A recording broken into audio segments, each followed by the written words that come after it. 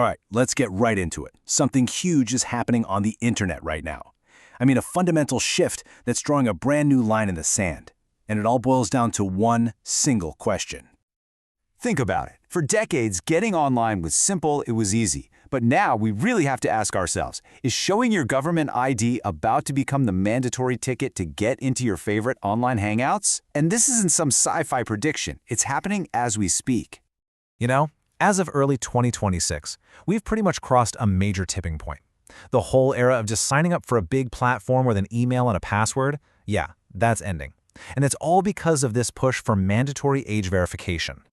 And what's so fascinating about this moment is the clear divide it's creating. It's a classic David versus Goliath scenario, for real. On one side, you've got these massive, globe-spanning social networks. And on the other, you have these smaller, tight-knit communities who, it turns out, might just have a secret weapon. So you might be wondering, how did we get here so incredibly fast? Well, it's all because of this sudden, massive wave of new laws from governments all over the world. The speed of this thing is, well, it's completely unprecedented.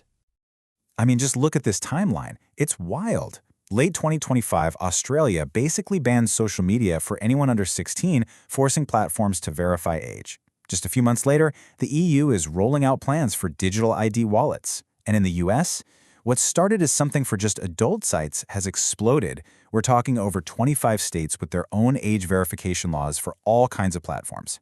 This isn't a slow drift, it's a tidal wave. Now, for the Goliaths, the very large online platforms, this whole situation is a gigantic headache. The pressure to comply is just enormous, and the penalties for messing up, they're practically an existential threat. 6%. What's this number? Well, under the EU's Big Digital Services Act, that is the potential fine a platform could face. And here's the kicker. That's not 6% of their profits. Oh no, that's 6% of their total global revenue.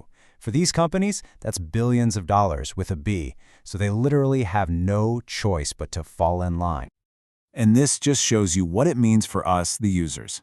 Remember when you could just sign up with an email? That was then.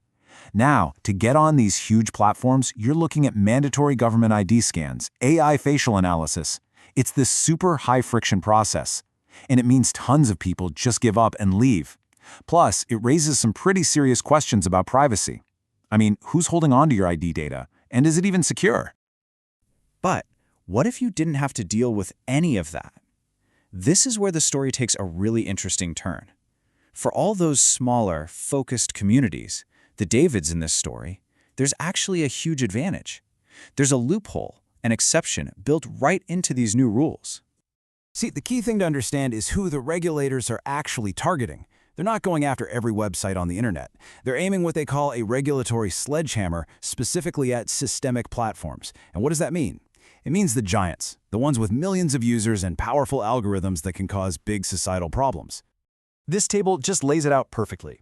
The Goliaths, they're mass market, which puts them at super high risk for these sledgehammer laws, and they have to moderate everything from the top down. But the niche networks, they're specialized. Their risk is low, which means they're usually exempt. And this is the most important part. They're often governed by the community itself. That's their superpower. So why did they get a pass? It really comes down to three things. First, their reach is limited, so they just don't pose that same kind of society-wide risk. Second, they're usually built for community interaction, not for sucking up massive amounts of personal data. And third, a well-run community that polices itself can often satisfy that legal duty of care, which is just a fancy way of saying they're taking reasonable steps to keep their members safe without having to scan everyone's driver's license. Okay, so let's bring it all home. What does this mean for you? Well, if you're thinking about building any kind of online community, this whole regulatory earthquake is actually a massive opportunity. It means you can create a space that plays by your rules. And here's the playbook. Step 1. You get to completely avoid that clunky, annoying age gate and give your members a smooth, welcoming experience. Step 2. You get to set privacy rules that actually make sense for your community's mission, not some one-size-fits-all rule designed for a global giant. And finally, Step 3. You get real independence. You own your data, you own your relationship with your members, and you stay completely out of the regulatory crossfire. And this is really the bottom line. The age of verification is here, that's for sure. But it's a reality that's built for the giants. It absolutely does not have to be the reality for your community, for your project, or for your business. You get to choose a different path. So, while the biggest platforms in the world are being forced to build these huge digital walls and checkpoints, the question for the rest of us is, with the freedom to go around them, what are you going to build?